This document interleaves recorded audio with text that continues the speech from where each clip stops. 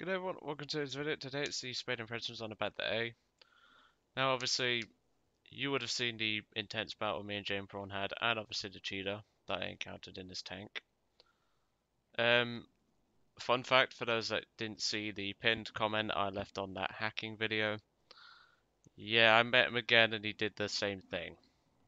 Hopefully by the time this video comes out, well, when it does come out, and obviously you guys see it, he'll be banned.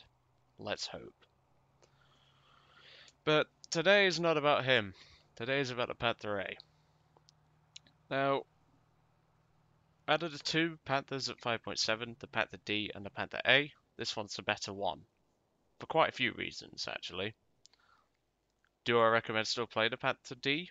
Yeah.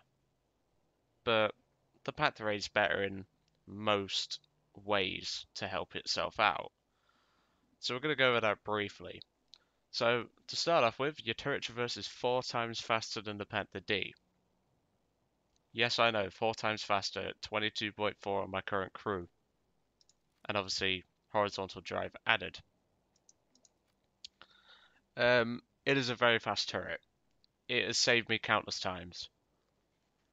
But the key thing to note about the Panther A is its maneuverability.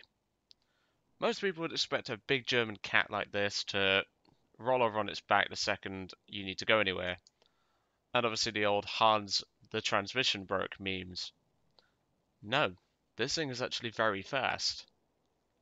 For a 45.3 ton tank and a 700 horsepower engine, you can easily get 30 miles an hour out of it even if you don't hit your top speed. Going downhill is even better because this thing will fly. We're talking Cromwell speeds here, people. But of course, the mainstay of the Panther is its armor. Your lower glacis is weaker, but it still protects against most shots. That's from a Panther D battle. Still working on the Spade thing. It's not been very good so far. British Sabo will go right through here. British Sabre will also go right through your front plate and obviously your turret, but some parts of your turret that will not be able to penetrate.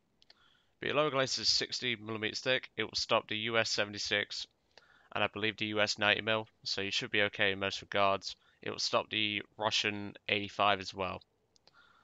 Your upper glacis will stop the anything up to a 17-pounder, as long as it's not firing APDS out of a Challenger, for example. It will not stop Comet Sabo. It will not stop Challenger Sabo, and it will not stop an IS-2's round. The IS-2 will cut through this plate like butter. Same with your lower glacis, as well as your front of your turret. But again, there are parts of the turret which the IS-2 will fail to penetrate. So let's go over the turret then.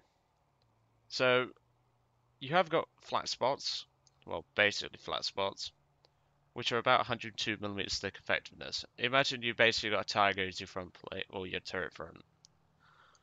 But you may have noticed there's a slight overlap around here. And there's parts where 50, 90mm, and 100mm meet. Sometimes even the 130 for the... I believe these are additional protection for the optics. Not entirely certain. But the best way to take out the Panther A is to aim right here.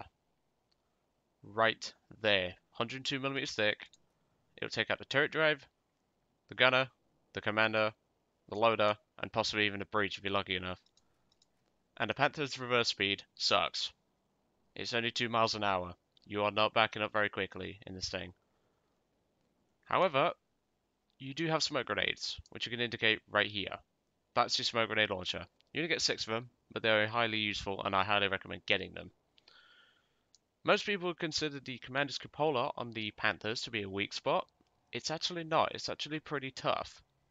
If you don't hit it flat on, you're looking at upwards of 190mm in most areas. And flat on, obviously, you will penetrate if you've got enough penetration. But I used to go for the Panthers' cupolas as weak spots for the US 76, and it will cut right through, so bear that in mind if you're fighting this thing. As for your side armor and rear armor, yeah, don't expect much. As I mentioned in the intense battle, these 5mm side skirts are the reason, well, there is a reason why these were put on If you didn't watch that video, I'll briefly explain it now. Um, these were put on to stop the 14.5mm anti-tank rifles from the Russians because they were able to get through the side armor of the Panther and knock it out potentially. And when you've got ammunition, crew members, transmission, engine, etc., you don't want that, do you? But that's why these are added. The reason why they don't extend all the way down is because they believe that the drive wheels would stop the 14.5, and they did. To good effect, actually. However, if you get shot in the side of your Panther, chances are you're already dead. Same for your rear armor, it's only 40mm thick. The side of or the rear of your turret and sides of your turret are 45. However, you may have already noticed the add-on track package. This adds an additional 20mm tracks. Very useful. It has saved me from a Russian spag. That doesn't sound like a lot, I know, but trust me, it helps. And finally, we're going to go into the gun. So, the gun did receive a minor penetration buff by 4mm. It is a APCPC round, capable of, well, nearly 1,000 meters a second, almost punching through 190mm of pen, which means you can go through the front plate of a jumbo with little issue at most ranges. You can also go through the front of a jumbo up to around about 300 meters, as in the turret front. Don't rely on that, however. Your APCR round, however, this is handy. It will knock out Churchill Mark 7s at any range, except 1500 meters to about 1300 meters. Don't rely on it for that, but otherwise you should be fine to deal with Churchill Mark 7. However, the stock round is more than capable of dealing one up to 1 kilometer. Okay, so I've blabbered on a bit too much, as I usually do. I really do need to consider time scripting and all that, but hey ho. So let's jump in. And there you can see obviously the cheating scummy War Thunder. Yep, that guy will hopefully get banned. And well, there's no other word for it. Where did I leave the... Because I had a battle I was going to show you guys. I think this is the one. Yes, it is. I'm not very organized today, as you may have noticed. I forgot to rename the file because I know for a fact I wasn't going to use that American Desert one. I forgot to delete it, but hey ho. So in this battle, I'm actually squared up with Jane Prawn. And we have a pretty fun battle, that's for certain. So, my perspective, obviously. But, yeah, the Panther A is a great tank. That I can tell you. So at this point, I don't have much left to do on the tank in this battle. I had around about 4 or 5 mods left to go. Obviously, I do ram that Waffenträger. Sorry, mate. But I do have the smoke grenades, artillery, fire extinguishers, parts, obviously, and spare retard. I actually told Jane Prawn about that term, spare retard, and he loves it. He's going to use it from now on. Thank you, Digital Time Traveler. You're a legend for giving me that one. I find it quite funny. But that's because I have a good sense of humour. So here you can see, for a 45-ton tank, it is shifting pretty well at 20 miles an hour, going slightly uphill.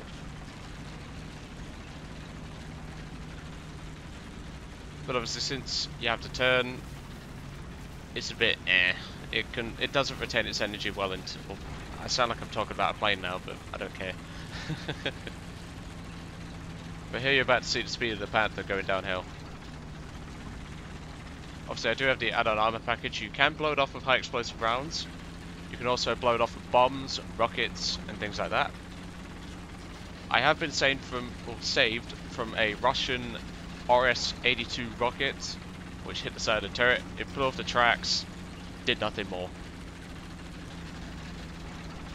Which is very handy, trust me.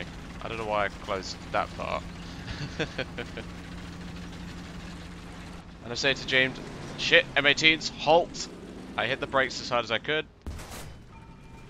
I just missed that M18's transmission. That's what I always aim for at a M18. Go for the transmission. You will hold brake them most of the time.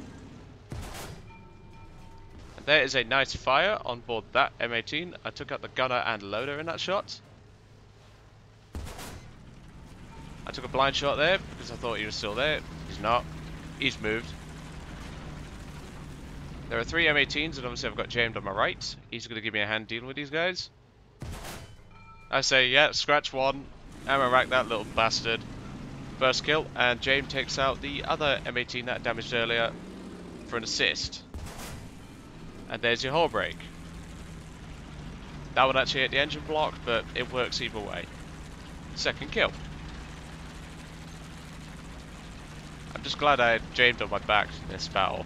But I said to him, look out for the tree line, and I see that T-3045, and I'm like, tree line, T-3045. And here comes a bullshit shot, which I think should have penetrated. I mean, really? 500 meters, and it doesn't pen the side of a T-34? Yeah, he was angled, but even so. Second one, however, goes right through the front. Very satisfying. Third kill.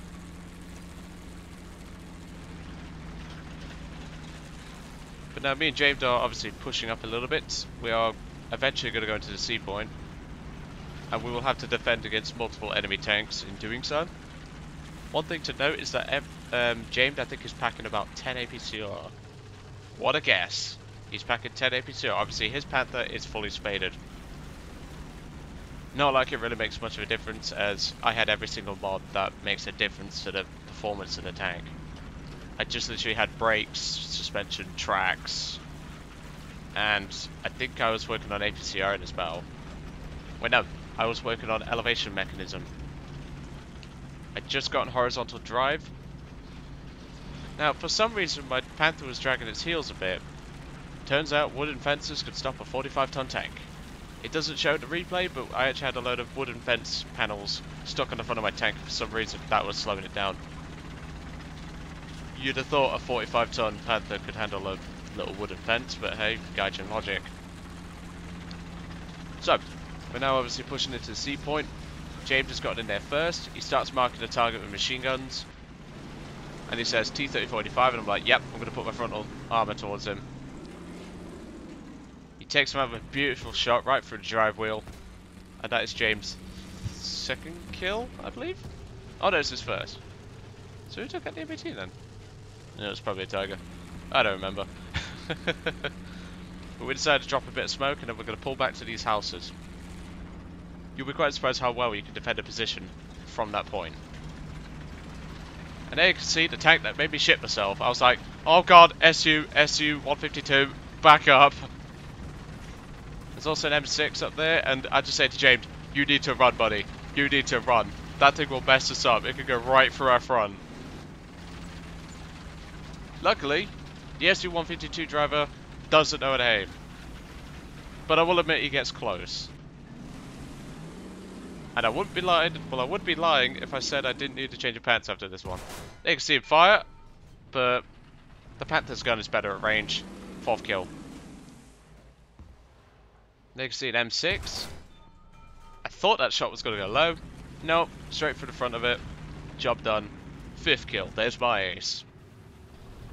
I don't think James gets an ace in this battle. I can't quite remember. I mean, he's on a cap and one kill. I know he said an assist, and he didn't neck me. So now we decide to hold our position here. We've got a Panther 470 doing what appears to be moonwalking in front of us. And he starts trying to block us for some reason. I was actually debating shoving him into the water just to get him out of our lives, but hey ho. We take a rocket hit from that P-47.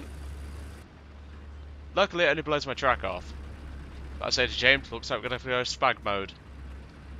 The Panther A's turret traverse and decent gun elevation will help with this. Luckily though, this cool Liverpool, and well, I've been to Liverpool, pal, it's not that amazing, I'll be totally honest. But yeah, this guy's going to cause us a bit of annoyance, but don't worry. We're going to deal with him. And at this point, James pulls the trigger on his 75 and takes him out of the sky.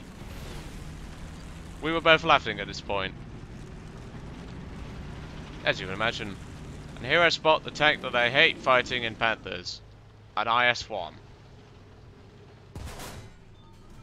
Now I do mess up that shot, but you want to remember cool Liverpool in that P-47.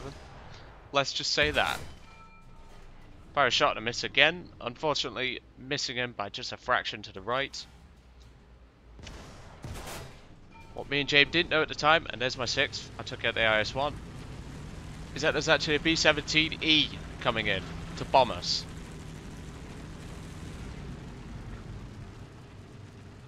James was going on about decals, hence why I looked in binos. But at this point, there is actually a B-17 flown by Cool Liverpool coming back in for a revenge kill. I don't notice it at first, but James is saying we've got a plane incoming, and I'm thinking, holy shit, that's a B-17. So we both bring our guns up to bear, and I'm fairly certain my shot there took his wingtip off. That's what we agreed upon anyway. Now for some reason, there is a graphical bug occurring with that B-17. But never mind, there's your air kill for the match. We were both laughing our asses off, as you can imagine. But this was a great battle to show off the Panther A, because if you've not driven a Panther, I highly suggest driving this one. Do I suggest driving the Panther D as your first Panther? Well, you can unlock it, but I don't recommend driving it till you've had a go in this. This tank is better in every way. It's faster, more maneuverable, better turret traverse, better if the reverse is the same, but you get access to APCR ammunition. My recommended ammo load for that is 40 rounds of APCBC and 5 rounds of APCR. James carries 10, I would only carry 5. But mainly dealing with Churchill Mark 7s and hull down jumbos at longer distances. That's my recommendation. But obviously now we're going to start driving up the hill towards the enemy spawn. Yes, we are going to do a spot spawn camping.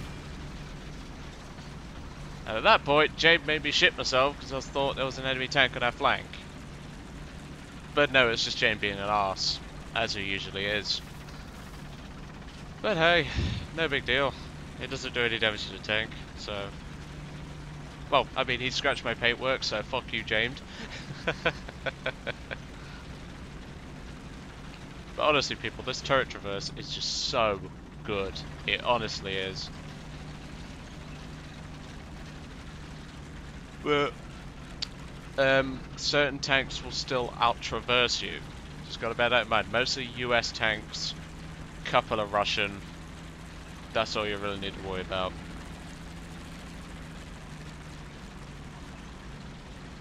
Now, James, in a moment, is going to get confused by what I say. Obviously, in the battle he was confused. He now knows what I meant. But we're coming up to the enemy spawn, and a T-34-85 and an M8 Scott have spawned in. I was saying there's a Scott and a T-34 in a second. And he was like, what the fuck's a Scott? He thought I meant the M8A1, not the M8 HMC. I refer to them both as Scott, just because it's easier. So there goes the first T-34. And it's funny how that one wasn't... Well, that one was angled and yet it still went through. Guide your logic. And I'm saying to him there's a Scott on the left-hand flank, and he's saying, no, there's a Jackson. And I said, no, there's a Scott, but it turns out there was a Jackson on the right-hand side. And for some bright reason, this M8 Scott decides, I know, I'll sit in front of a Panther. That makes sense, don't it? Giving me my 8th and final kill for the match. James, I believe, has picked up another kill. Yes, he has. He's on 2 kills, 1 air kill. Well, 2 ground kills, 1 air kill, 1 cap. And here you can see the reverse. What better way to end this video, eh? So what I think of the Panther A? Well, it was one of the best spades I've had in a long time. To say it's at 5.7, and you will get constant up tiers to 6.7 most of the time, this tank is a fucking god. It can handle itself reasonably well against most 6.7 threats. However, T-29s, T-34s, T-30s, etc. are going to be your biggest nightmare. Russian IS-2 Mod 1944s are going to be a pain in the ass. T-44s, not so much, but they can still be a pain in the ass. But other than that, oh, I forgot to mention M18s, they're also an ass. But other than that, this tank was a perfect Spade for me. I achieved a 5-to-1 kill death ratio in it. I was very happy with that, even though I encountered a cheater, obviously. But I was very happy with the tank's performance. So we're gonna go back to the hangar briefly, just to do my recommended upgrade path as I usually do. But it's just one of those tanks that I really recommend people try because now it's at 5.7. It used to be 6.0. This tank wasn't very good at 6.0. It will get constantly up-tiered with Tiger 2 105s back when that was 7.0, and it would not do very well. So, recommended upgrade path. Well, it's a tank. This should be pretty obvious. Parts. FPE. Adjustment of fire. Smoke. Filters. Engine. Transmission. Add-on armor package.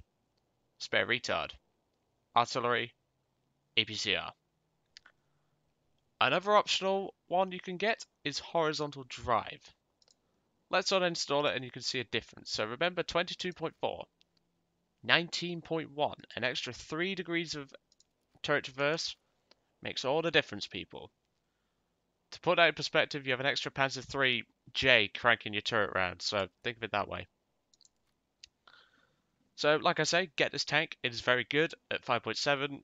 In fact, it's probably one of the best 5.7 tanks. I would rather take this over a Tiger any day, because the Tiger's short 88, whilst it's good, its arm is flat as a witch's tit. At least with this thing, you can bounce shots. And I know there's an old saying, oh, if you angle your arm in a Tiger, it can deflect shots. Yeah, I'd like to see that happen with a US-76.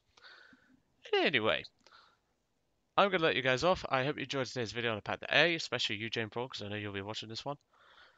And I will catch you all on the next one, this next Spade Impressions, and obviously the next video as well, which will probably be the Panther D, or it will probably be, which tank am I working on spading? It will probably be maybe the Japanese 76 Sherman, or maybe the Panther D. I'll have to see. But anyway, I'm going to let you guys off. Hope you enjoyed today's video, and I will catch you all on the next one.